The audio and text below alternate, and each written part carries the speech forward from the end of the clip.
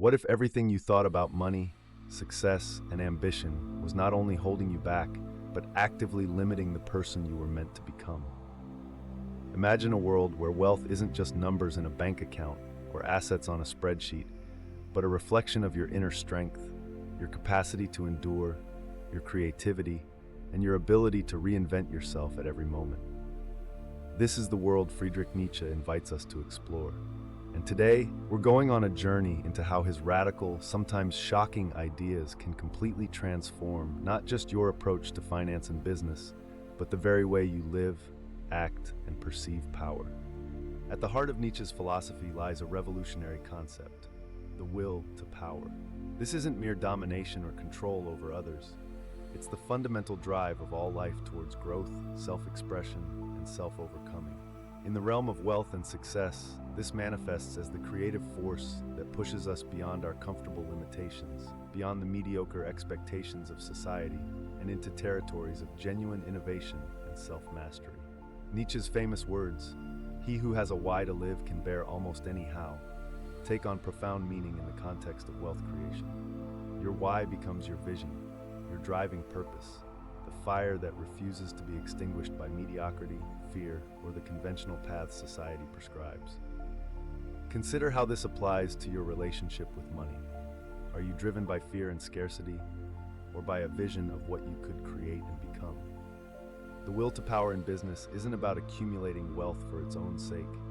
It's about expressing your highest creative potential, about transforming both yourself and the world around you. This is what separates true entrepreneurs from mere business operators, visionaries from followers, creators from consumers. Let's examine this through the lens of modern titans and historical figures who embodied these principles. Consider Elon Musk, who risks billions on ventures most would call insane, from electric cars to space exploration. His journey isn't just about business success, it's about pushing the boundaries of human potential.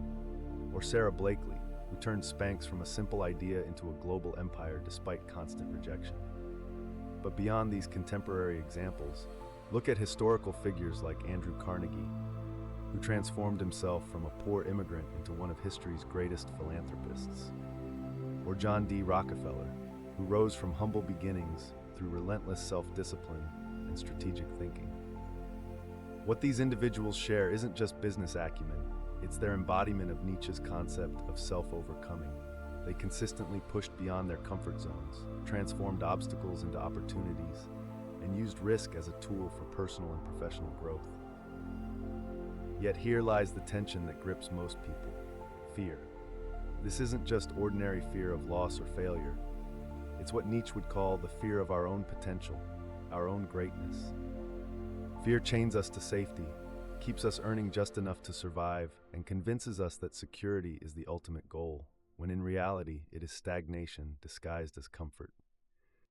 Nietzsche challenges this mindset fundamentally, urging us to see money not as an end, but as a mirror that reflects how daring, creative, and resilient we truly are.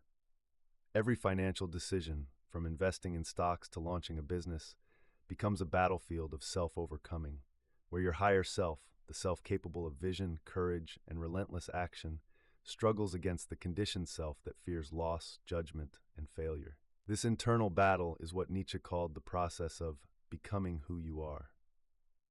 And this is where the story becomes gripping, because the market is unforgiving, competition is merciless, and society constantly tempts you to conform. Those who rise above do not merely accumulate wealth, they sculpt themselves, bending external forces to their vision, creating leverage not only in business, but in life itself. This is what Nietzsche meant by self-overcoming, the constant process of surpassing your previous limitations, of turning challenges into opportunities for growth. To make this philosophy actionable, we can break it down into three fundamental practices, each rooted in Nietzsche's teachings. First, radical self-awareness, deeply understanding your motivations, shadows, fears, and desires. This isn't just about knowing your strengths and weaknesses in a business context. It's about understanding your deepest drives and how they shape your relationship with money and success. Are you driven by genuine creation and growth, or by the need for external validation? Are your financial goals aligned with your authentic self, or are they borrowed from society's expectations? Second, reframing risk as growth. Embracing volatility like an artist embraces uncertainty. Nietzsche spoke of the dancing star born from chaos, and in business, this means seeing that the most rewarding opportunities rarely come without discomfort. Think of how Warren Buffett made some of his best investments during times of market panic, or how the most innovative companies often emerge during economic downturns. This isn't reckless risk-taking. It's strategic courage backed by deep understanding. Third, detaching your ego from outcomes while maintaining unwavering commitment to your vision. This paradoxical stance, what Nietzsche might call amor fati or love of fate, allows you to pursue ambitious goals while remaining resilient in the face of setbacks.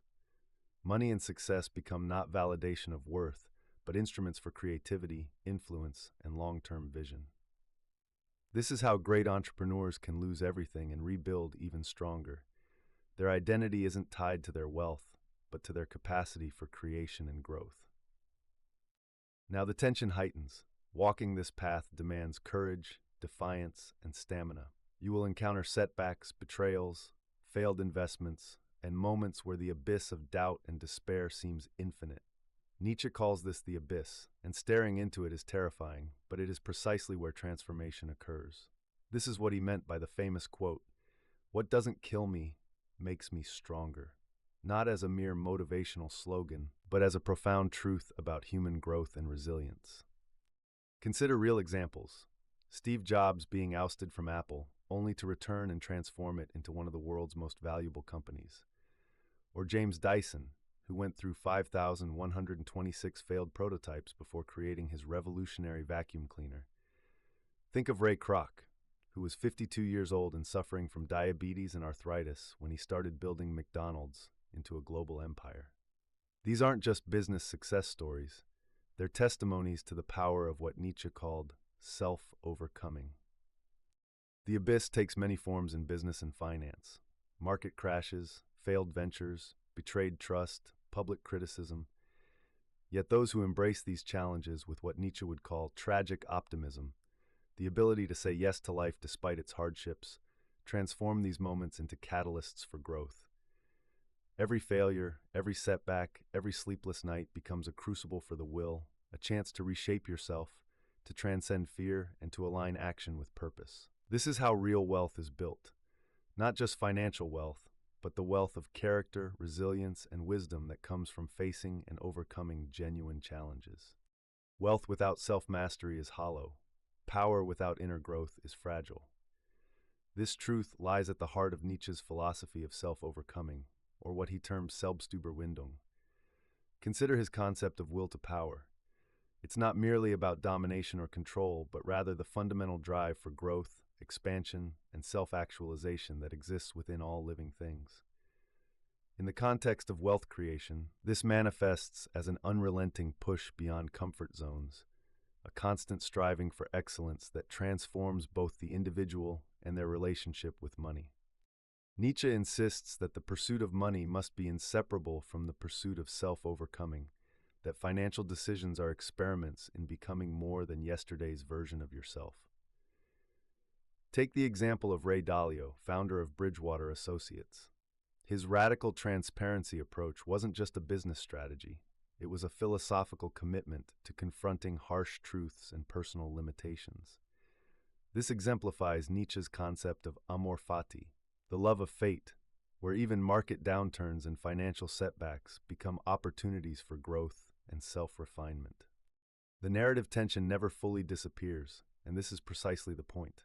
Temptation lurks everywhere, to settle, to play it safe, to follow the herd, but here, philosophy becomes your shield. Each lesson from Nietzsche serves as a tool for transformation.